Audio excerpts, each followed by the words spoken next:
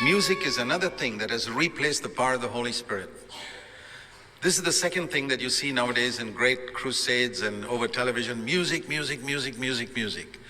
And people like to imitate the rock musicians and come in vests and all, and with some type of guitar and swing their hips. And where do they get these pictures from? From those rock musicians, from the godless servants of the devil. They're imitating them.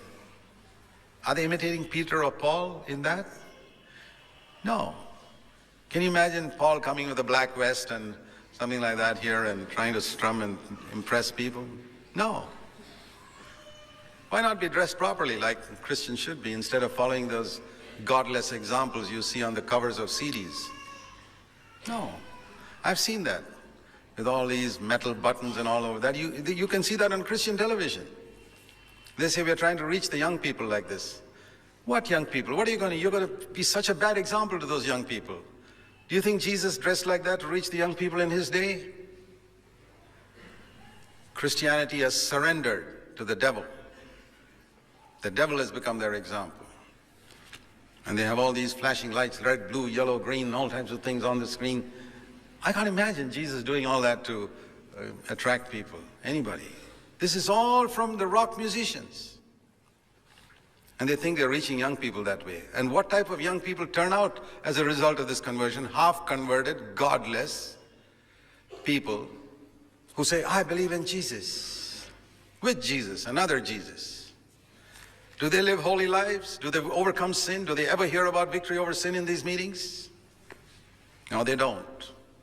I'd rather have 10 people who don't have all this.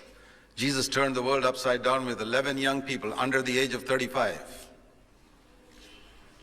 They didn't have all these gimmicks. Peter didn't have all these strobe lights and all on the day of Pentecost. He didn't have some fellow with a vest and a guitar up there. And he didn't have money either. Do you know God who made Abraham rich? God who made David rich? God who made Solomon rich? God who made Job rich? These are all Solomon initially, and the others were all men of God. He could have made Peter rich. He could have made Paul rich. He could have made Jesus rich. He could have made James rich, but he didn't. Because in the new covenant, money would be a snare. People will be drawn by money. God didn't want that. Haven't you seen in India how many Christians are drawn, how many people are drawn to Christianity because of money? Look at the Bible schools and orphanages being run in this country. It's a racket to get money from America. You got to send reports out there regularly and say what all is happening here.